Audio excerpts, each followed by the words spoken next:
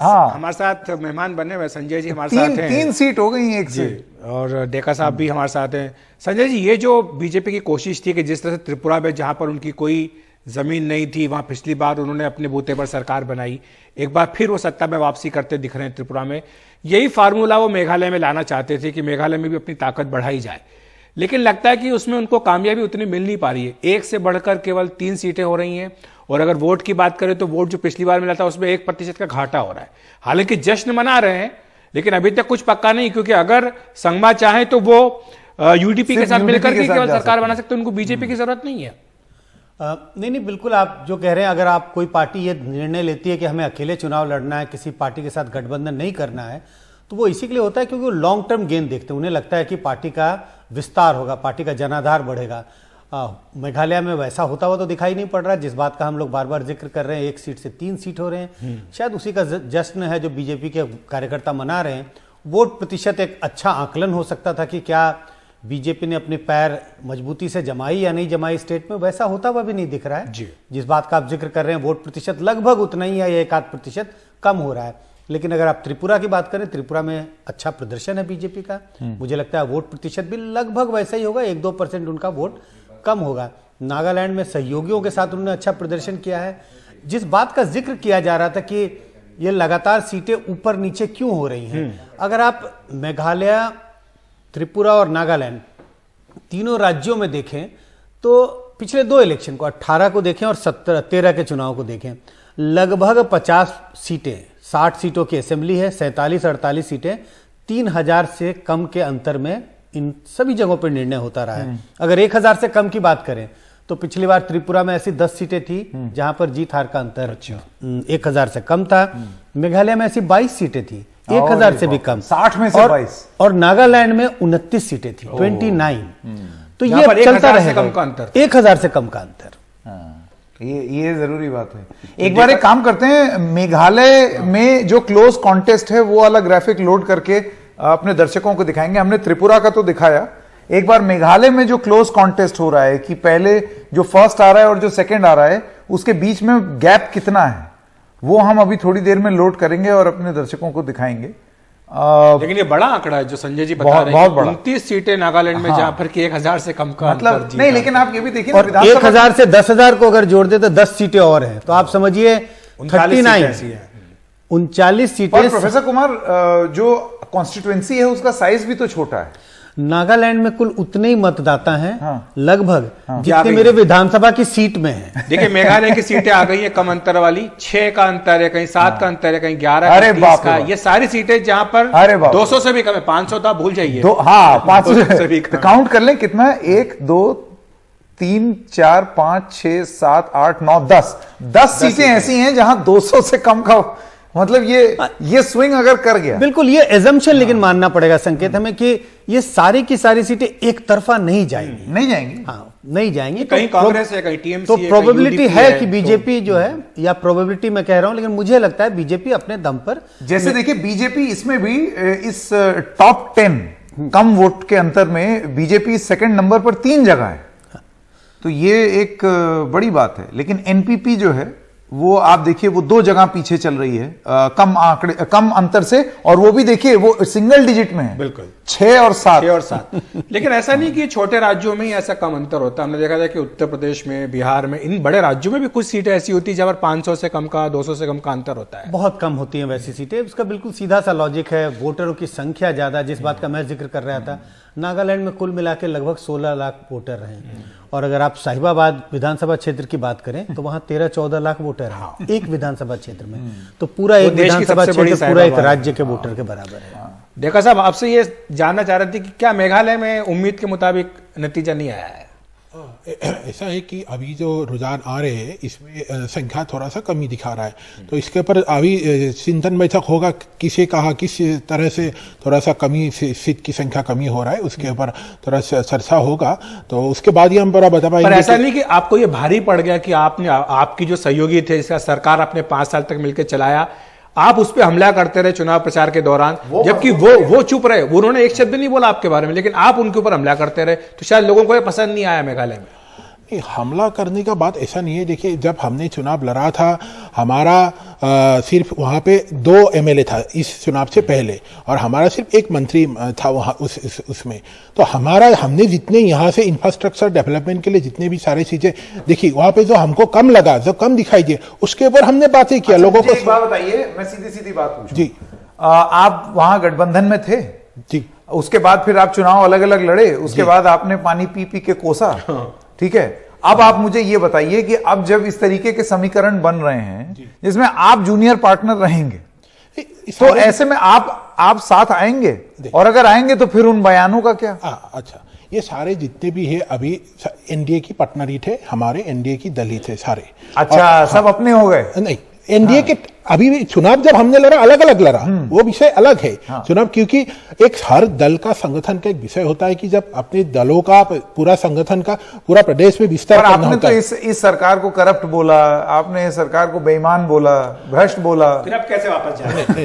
देखिए, पता नहीं आपको बुलाएंगे भी या नहीं? नहीं, बताता हूँ, उन्हें जरूरत ही नहीं है। देखिए, ये हम डिसाइड करेंगे कि अगर बेईमान है या तो करप्ट है, जहां जहां हमने देखा उसको सुधारेंगे, उसको ठीक करेंगे, उस हिसाब से हम चीजों को आगे लेके जाएंगे। ऐसा नहीं कि हमने कुछ कह दिया उसको हम फिर वापस बोलेंगे कि नहीं हमने ये नहीं कहा, ऐसा विषय नहीं है। जो जहां जहां पे कमी है, जहां जहां पे लोगों की भलाई के लिए एक डबल इंजन की सरकार बहुत जरूरत है, तभी मेघालय, क्योंकि हमारे वो बांग्लादेश के बॉर्डर के साथ भी है और स्ट्रेटेजिकली बहुत इंपॉर्टेंट प्रदेश है भारतवर्ष के लिए, तो उसी हिसाब से हम सारे मुद्दों को लेके देख के आगे बढ़ेंगे। मोटी मोटी बात यह है, जैसा आप मेघालय में सोच रहे थे आपका प्रदर्शन वैसा हुआ नहीं, थोड़ा हमारे कमी साथ दिखा। अभी और भी मेहमान हैं हमारे साथ। साधना भारती जी हैं, कांग्रेस की प्रवक्ता हैं, साथ ही विनोद शर्मा जी भी हमारे साथ हैं, राजनीतिक संपादक हिंदुस्तान टाइम्स, और कार्तिकेय बत्रा जी है, राजनीतिक विश्लेषक।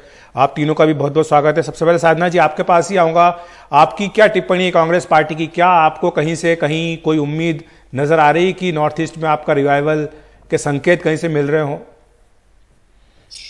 जी देखिए आदरणीय अखिलेश जी, सबसे महत्वपूर्ण बात यह है इसमें कि तीनों ही राज्य में कहीं ना कहीं भाजपा ठगबंधन किसी तरह से बैठा हुआ था, और अब देखने की बात है कि महंगाई की मोदी मार और बेरोजगारी अपरंपार में अब भाजपा दोबारा से ठगबंधन बना के बैठ पाएगी तीनों राज्यों में कहीं, या फिर ऐसा हो सकता है कि दोबारा ऑपरेशन लूटस तो नहीं चलाना पड़ जाएगा कहीं आपने गठबंधन बोला या ठगबंधन बोला? ठगबंधन बोला। ठगबंधन, हाँ। मैं नहीं, इनका ठगबंधन ही होता है ना सर, क्योंकि जनादेश किसी और को भी मिल जाए तो फर्क क्या पड़ता है भाजपा को? तो ऑपरेशन लूटस चलाना है और मुख्यमंत्री पद पर कब्जा जमाना है और फेविकोल के जोड़ की तरह चिपक जाना है। क्योंकि मेघालय में आप देखें तो जिस तरीके से बलात्कार के आरोपी को बेल कराकर और चुनाव लड़ाया गया, तो बेटी बचाओ नहीं बलात्कारी बचाओ अभियान चलाया गया। और अभी आप महाराष्ट्र के उपचुनाव का रिजल्ट देख लीजिए, जिस अपने ही घटक दलों के साथ ऐसा कोई सगा नहीं जिसे भाजपा ने ठगा नहीं। लेकिन और जिस तरह साधना जी, जब राहुल गांधी वहां गए मेघालय में प्रचार करने के लिए, तीनों चुनाव में हासिल की है। साधना जी, केवल तीनों राज्यों में केवल मेघालय में चुनाव प्रचार किया राहुल जी ने, लेकिन वहां तो उन्होंने सारी बातें नहीं बोली। वहां तो पूरे टाइम तृणमूल कांग्रेस को आड़े हाथों लेते रहे, जिसके साथ मिलकर आपको 2024 में या गठबंधन की सरकार बनानी है केंद्र में। तो ये कैसे चलेगा? देखिए मैं तो ये कह रही हूं कि अगर सांप्रदायिकतावादी इस भारतीय जनता पार्टी की सोच को साकार होने से अगर रोकना है, तो विपक्षी दलों को धर्मनिरपेक्षतावादी सोच के साथ अगर चुनाव के परिणाम जो शाम तक पूरे एग्जैक्ट क्लियर हो जाएंगे, उसके तत्पश्चात मैं तो कहती हूं अगर ऐसा होता है कि विपक्षी दल साथ आकर सरकार जहां बना सकते हैं, मुझे लगता है नागालैंड को छोड़कर 2 प्रदेश ऐसे हैं जहां ऐसा हो सकता है, पॉसिबिलिटीज दिखती हैं। आपकी जो टैली है उसके हिसाब से भी मैं बात करूं तो, क्योंकि लगातार चेंज हो रहा है आंकड़ा। अभी ये महत्वपूर्ण बात है, ये संकेत वो कह रही है कि अभी ऑप्शन ओपन है, कांग्रेस पार्टी का अभी भी उम्मीद जो है छोड़ी नहीं है। नहीं, पर मेघालय में और त्रिपुरा में बना सकते हैं। कैसे? मैं अगर आपसे पूछ लूं, जैसे त्रिपुरा में मैं अगर आप चाहें तो मैं आपको बता दूं कि कांग्रेस कहां पर है। कांग्रेस और लेफ्ट मिला करके 13 पर है। अब कांग्रेस के अपने कितने हैं वो मैं नहीं जानता हूं। त्रिपुरा को जोड़ दीजिएगा तो फिर हो जाएगा, बोल रहे हैं 26, तो भी नहीं होगा, तो भी नहीं होगा। हाँ, तो ये भी कहां हो रहा है साधना जी? ये कैसे होगा? मेघालय की अगर बात कर लें तो यहां पर ये आप ही की सीटें थी जहां पर तृणमूल कांग्रेस आ गई। टिपरा के जो नरेश है उनको शायद अपना महल बेचना पड़ेगा तो हो जाएगा, जो बात वो कह चुके हैं जो कि महल बेच करके मैं बीजेपी के एमएलए खरीदूंगा, ये उन्होंने कहा था।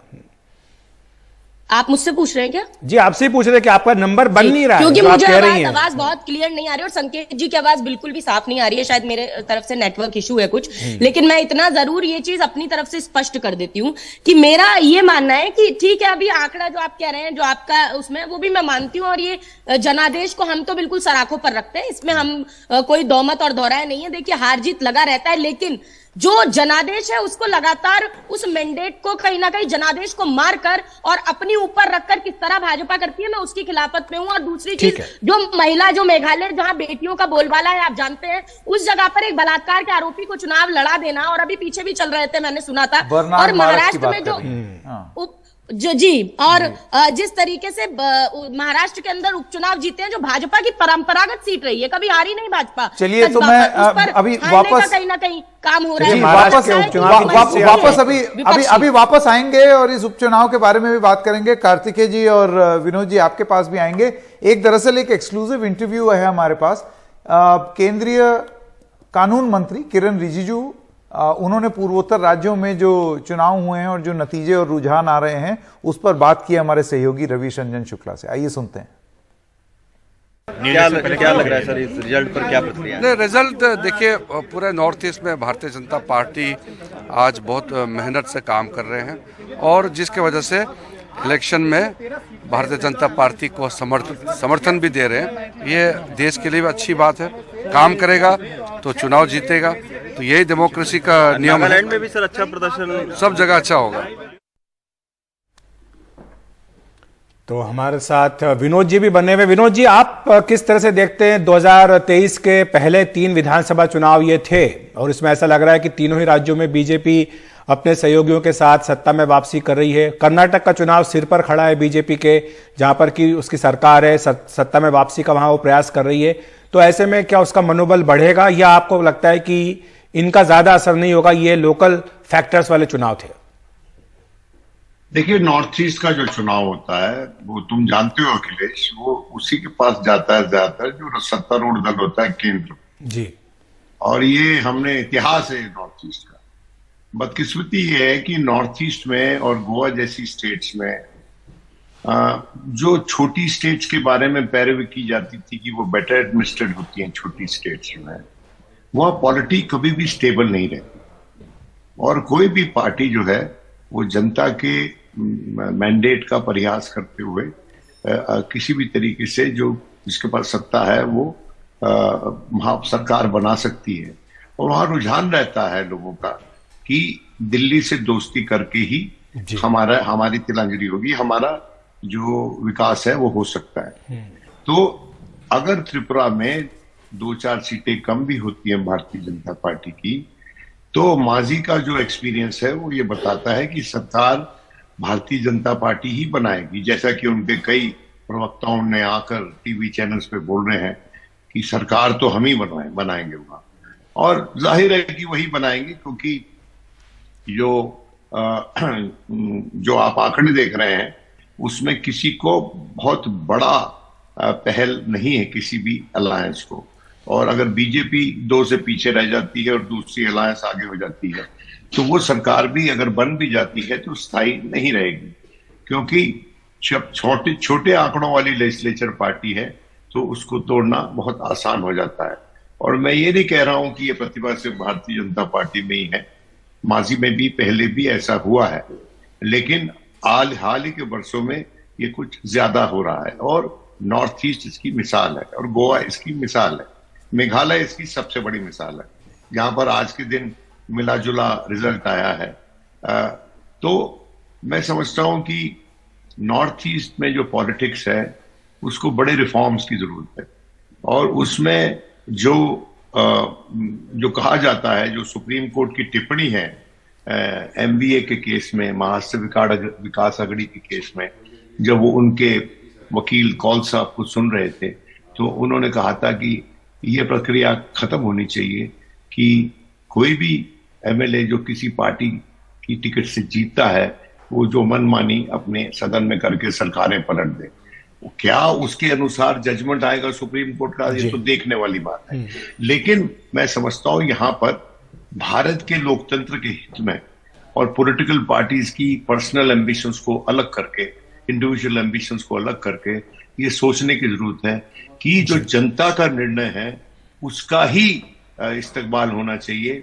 और ये बात अलग है कि अगर हंग असेंबली हो तो ये माना जाता है कि जनता का निर्णय ये है कि मिलजुल के काम करो। प्रोफेसर कुमार, प्रोफेसर कुमार, मैं आपसे एक सवाल ये पूछना चाहता था। देखिए, क्या ये बहुत जल्दी होगा अभी इन चुनाव के नतीजों से कोई संदेश, राष्ट्रव्यापी संदेश इन पार्टियों के लिए गिनना या देखना? क्योंकि बीजेपी तो अपने हिसाब से उसको परिभाषित करेगी। अभी बीजेपी मुख्यालय से जो तस्वीरें आ रही हैं वहां पर बोर्ड लगा दिए गए हैं कि त्रिपुरा, नागालैंड और मेघालय की जनता को धन्यवाद। तो बीजेपी तो इसको एक राष्ट्रीय संदेश देने के लिए इस्तेमाल करेगी। जैसे कि आप ही का बयान था शुरुआत में, मुझे याद है आपने बोला था कि वो 2024 में क्या होगा, वो 2023 उसकी पृष्ठभूमि तय करेगा और इसकी शुरुआत हो गई, वो उसका शुरुआत हो गई। शुरुआत होगी, लेकिन मैं इन नतीजों से 2024 के नतीजे क्या होंगे एक्स्ट्रापोलेट नहीं करना चाहता। इसकी वजह बहुत साफ है। 2019 में लोकसभा के चुनाव हुए और लोकसभा के चुनाव में बीजेपी का कैसा प्रदर्शन रहा हम सबके सामने है। 2018 में कई राज्यों में चुनाव हुए, जिनमें 3 राज्यों में कांग्रेस ने सरकार बनाई, लेकिन उन्हीं राज्यों में जब लोकसभा के चुनाव हुए तो नतीजे बिल्कुल अलग थे। दिल्ली के चुनाव को भी अगर आप देखें, विधानसभा के चुनाव, लोकसभा के चुनाव, नतीजे बिल्कुल अलग होते हैं। बंगाल के चुनाव को देखें, विधानसभा में लोगों ने एक अलग तरीके से वोट किया और जब लोकसभा के चुनाव थे तो बीजेपी के लिए बढ़ चढ़ कर वोट किया था। ऐसे और भी उदाहरण है। तो मैं ये एक्स्ट्रापोलेट नहीं करता कि इन चुनावों के नतीजों से मैं ये मान लूं कि ऐसे ही नतीजे 2024 में होंगे, लेकिन इसका अर्थ ये नहीं निकालना चाहिए कि मैं ये नहीं मान रहा कि बीजेपी अच्छा प्रदर्शन नहीं करेगी 2024 में।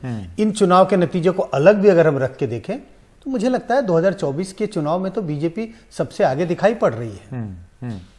लेकिन जो कर्नाटक का चुनाव सिर पर खड़ा है और जहां पर कि उन्हें एंटी इनकम्बेंसी का सामना करना पड़ रहा है, देख रहे हैं हम कि किस तरह से सारे केंद्रीय मंत्री जा रहे हैं, बार बार पीएम वहां पर जा चुके हैं 5 बार अभी तक इस साल। तो वहां तो थोड़ा सा बीजेपी का एक मनोबल बढ़ेगा इन 3 जीतों से। बिल्कुल मनोबल बिल्कुल बढ़ेगा, लेकिन मुझे लगता है कांग्रेस के लिए कैच 22 सिचुएशन है। और क्यों है वो मैं बताता हूं। जो विधानसभा के चुनाव आने वाले हैं, कर्नाटक, मध्य प्रदेश, राजस्थान, जिसका बार बार जिक्र हो रहा है कि कांग्रेस अच्छा प्रदर्शन करेगी, मान लीजिए कांग्रेस ने अच्छा प्रदर्शन किया, इन 4-5 राज्यों में, 2-3 राज्यों में उनकी सरकार बन गई। बीजेपी को हराने के लिए विपक्षी एकता जरूरी है। विपक्षी एकता और मुश्किल हो जाएगी क्योंकि एक कांग्रेस और एक स्टिफ पोजीशन लेगी, क्योंकि कांग्रेस कहेगी आप देखिए चुनाव में तो हमारी जीत हुई है। और अगर कांग्रेस हारती है तो बीजेपी का मनोबल और बढ़ेगा और 2024 का जो रास्ता है वो बीजेपी के लिए और सरल हो जाएगा। बिल्कुल आप सही कह रहे हैं, क्योंकि नेशनल नैरेटिव बनना शुरू हो जाएगा कि भाई कोई मुकाबला नहीं। क्योंकि कल ही खरगे जी ने एक तरह से कहा जा रहा है कि यू टर्न लिया है। वो पहले घोषित कर दिए थे कि 2024 में कांग्रेस की अगुवाई वाले गठबंधन की सरकार बनेगी, कल बोल दिया कि नहीं पीएम कौन बनेगा, ये सब बातें बाद में होगी। विनोद जी, इस पर आपकी संक्षिप्त टिप्पणी। अच्छा, विनोद जी चले गए हमारे साथ कार्तिकेय जी हैं, कार्तिकेय बत्रा जी हैं। आप किस तरह से देखते हैं, आपको लगता है कि ये विपक्षी एकता के लिए एक तरह का झटका है, इससे कांग्रेस का मनोबल टूटेगा या क्या प्रभाव पड़ेगा आपके हिसाब से इसका? धन्यवाद अखिलेश जी। अग्रजों के बाद बोलने का यही नुकसान होता है, कुछ बोलने को बचता नहीं है, लेकिन कोशिश करता हूं मैं आपके सवाल के जवाब देने की। संजय सर की बात से बिल्कुल सहमत हूं। संकेत भाई के शो पर उस दिन मैंने सेम बात बोली थी कि कोरिलेशन राज्य स्तर के चुनाव का और लोकसभा के चुनाव का बहुत कम हो चुका है, इंक्रीजिंगली भारत में। मैं इसमें कुछ खास नहीं देखता। बीजेपी जीती है तो ये मोमेंटम उनका बना है, लेकिन अगर कांग्रेस जीत जाती तो उनके लिए बड़ी बात होती है, क्योंकि उनके लिए नया मोमेंटम एक ऐड होता है, क्योंकि वो चुनाव हारते आ रहे हैं। बट बीजेपी कंटिन्यूअसली जीत रही है तो उनके लिए ये बस एक और चुनाव है। नॉर्थ ईस्ट के कॉन्टेक्स्ट इतने पेक्यूलियर हैं कि उनको आप जनरलाइज नहीं कर सकते हैं वैसे। तो मुझे लगता है कि राष्ट्रीय परिप्रेक्ष्य में इसका कुछ खास असर नहीं होगा। जो आगे आने वाले आपने चुनाव बताए, कर्नाटक, मध्य प्रदेश, छत्तीसगढ़, राजस्थान, वो अहम रहेंगे। और फिर संजय जी की बात से सहमत हूं कि कैच 22 है, 2धारी तलवार है। संकेत भाई से उस दिन भी मेरी बात थी। लेकिन उसका फायदा कांग्रेस को जहां मिल सकता है वो है कि कांग्रेस आज की तारीख में संसाधन उसमें बिल्कुल नहीं बचे हैं कांग्रेस के बीजेपी की टक्कर देने। तो राज्यों में जब आप जीतते हैं तो संसाधन के जो स्रोत होते हैं वो आपके बढ़ जाते हैं, ये हम भी जानते हैं, हम सब जानते हैं। तो शायद उसका एक डायरेक्ट इफेक्ट होता है पार्टी के जो इलेक्टोरल एक जो विनेबिलिटी है लोकसभा में। लेकिन उसके बियॉन्ड जो केमिस्ट्री है लोकसभा की, असेंबली की, वो अलग होती है। संजय जी ने कुछ उदाहरण दिए, मैं आपको 3 उदाहरण और दे देता हूं। 2019 के लोकसभा चुनाव के इमीडिएटली बाद झारखंड, हरियाणा, महाराष्ट्र में बीजेपी का परफॉर्मेंस आप देखिए, 10 से 12 परसेंटेज पॉइंट उनका वोट शेयर वहां गिर जाता है। तो यही बात है कि आज के जो चुनाव हुए हैं उसमें मुझे लगता है दो तीन अहम बातें हैं। अगर आप मुझे 20 सेकंड के मोहलत हाँ, आप अपनी बात पूरी कीजिए। हाँ, कुछ टेकअवेज हैं। देखिए, नागालैंड का चुनाव तो पता था किस दिशा में जा रहा था। त्रिपुरा और मेघालय में इंटरेस्टिंग चीजें थी। त्रिपुरा में देखें आप कि बीजेपी ने परफॉर्म उतना अच्छा नहीं किया है जितना पिछली बार किया था जी। उसके दो बड़े कारण रहे। एक, तिपरा मोथा जिस तरीके से उभर कर आई, उन्होंने बीजेपी को बहुत बड़ी टक्कर दी एसटी सीटों पर, और जिस तरीके से आईपीएफटी का पतन हुआ है त्रिपुरा में तिपरा मोथा की वजह से, साथ में कांग्रेस और लेफ्ट के अलायंस में ट्रांसफरेबिलिटी कुछ देखी जा सकती है, क्योंकि अगरतला की सीटों में इस अलायंस ने अच्छा परफॉर्मेंस किया है और कांग्रेस का वोट शेयर आप देखेंगे कि बढ़ा है और तकरीबन 4-5 सीटें वो लेकर आए हैं पिछली बार के कंपैरिजन में जब कुछ भी नहीं लाए थे। बड़ी खबर संजय जी वो जरूर बताना चाहता हूं मैं दर्शकों को कि संकेत, नागालैंड में पहली बार इतिहास में महिला विधायक जीत करके आई है। बहुत बड़ी बात है, क्योंकि नागालैंड में अभी तक किसी महिला को विधानसभा का मुंह देखने का मौका नहीं मिला था। पहली बार एक एनडीपीपी की जो उम्मीदवार थी वो उन्होंने चुनाव जीता, तो ये बहुत बड़ी खबर नागालैंड के हिसाब से। क्या कारण मानते हैं आप इसका कि जबकि नॉर्थ ईस्ट को तो प्रोफेसर कुमार ये माना जाता है कि वहां पर मतलब जनरली वो यूपी बिहार वाला नियम नहीं है। बिल्कुल, अगर मैं महिला प्रधान रहते हैं। अगर मैं अपने सर्वे के नजरिए से इसको बताऊं कि जब हम सर्वे के लिए टीम इकट्ठा करते हैं, स्टूडेंट्स को ट्रेनिंग देते हैं, तो हम बिहार, यूपी ऐसे राज्य जहां पर 40-50 स्टूडेंट्स होंगे, एक भी महिला नहीं होती, एक भी गर्ल स्टूडेंट्स नहीं होती। जैसे ही वहां से हम आगे बढ़ते हैं, बंगाल, असम और नॉर्थ ईस्ट जाते हैं, तो जो पूरा ग्रुप होता है उसमें बिल्कुल संख्या बदल जाती है, बहुत सारी महिलाएं होती हैं। नागालैंड में अगर आप देखें, समाज में तो अग्रगणी है, बिल्कुल हर चीज में महिलाएं आगे हैं, लेकिन राजनीतिक दृष्टिकोण से वहां पर कुछ एक तरह से ये जो विलेज काउंसिल्स होती हैं और उसमें वो उसको एक अच्छी चीज नहीं जखालू उनका नाम है। देखिए ग्राफिक चल रहा है, दीमापुर से जीती हैं। अजय तो जेमोम पिछली बार जीते थे और 41% का जीत का अंतर, वो बड़ी जीत है। हेकानी जखालू जी, माफी चाहता हूं, आप अपनी बात ये हाँ वही मैं कह रहा हूं, ये पहली महिला होंगी जो नागालैंड की असेंबली में आएंगी। आज तक किसी महिला ने नागालैंड की असेंबली का मुंह नहीं देखा है, ये पहली महिला होंगी। उम्मीद करें किसी दिन नागालैंड की मुख्यमंत्री भी महिला हो और वो दिन ज्यादा दूर ना रहे। तो ये आज एक बड़ा जनादेश नागालैंड से मिला है कि पहली बार वहां पर किसी महिला को विधानसभा में जाने का मौका मिला है। और जो ट्रेंड है अभी करीब बिल्कुल स्पष्ट हो चुके हैं। त्रिपुरा में 34 सीटों पर बीजेपी गठबंधन आ गए, तो यानी जो बात सुबह से हम कह रहे थे कि त्रिपुरा से शायद उनको समर्थन लेने की जरूरत पड़े, उसका अब उनको मौका नहीं लगेगा। और इसके साथ साथ मेघालय में भी 26 सीटें एनपीपी जीत गई है। क्या एनपीपी को आपके हिसाब से संजय जरूरत पड़ेगी बीजेपी का सपोर्ट लेने की? क्योंकि विनोद जी कह रहे थे कि केंद्र के साथ दोस्ती करके रखना चाहेंगे जो भी मुख्यमंत्री बनते हैं। देखिए, अगर मेजॉरिटी नहीं आती है, मेजॉरिटी मार्क 31 है, आपको सहयोग तो लेना ही पड़ेगा। और आज के माहौल में या आज पूरा जो डोमिनेंट ट्रेंड है, सारी पार्टियां ये कोशिश करती हैं, अगर बिल्कुल ही आपका मतभेद ना हो तो ऐसी पार्टी से सहयोग लो जिसकी सरकार केंद्र में है, जिससे आपको तमाम तरह के फायदे हो सकते हैं। आप अपने वोटरों को कह सकते हैं कि हमने इस पार्टी के साथ सरकार बनाया, और आप बेसिकली उनको वापस कुछ दे सकते हैं जब आपके मंत्री बनेंगे। तो मुझे लगता है बीजेपी के साथ सरकार बना, क्योंकि देखिए अगर यूडीपी जो पुराना गठबंधन था मेघालय का, वो था एनपीपी, यूडीपी और बीजेपी। अगर सिर्फ एनपीपी और यूडीपी भी साथ में आ जाएं तो 36 पर हैं अभी, वो 31 से 5 ज्यादा।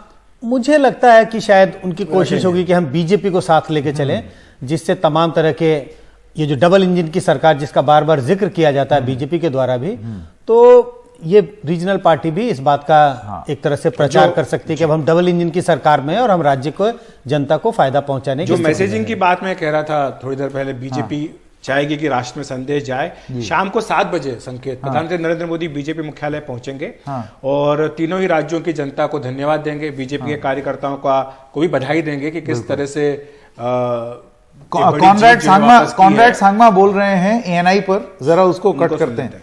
कॉनरेड सांगमा एएनआई पर, for having voted for our party. We're very thankful to them, and of course we are short a few numbers, so we will just wait for the final results to come out. and then we'll decide how to move forward. Sir, WhatsApp trends has been shows that your party will become the single largest party, just sort of the to get the absolute majority. So, what is your next move to, we'll see. to form the government? It is also open its door for the UDP, BJP, or other parties. Let's just see. I have not even got a chance to even meet my people, so all the thinking will start after that. Sir, all options are open, sir. Yeah, we'll see when the time comes. Okay? Yeah, thank you.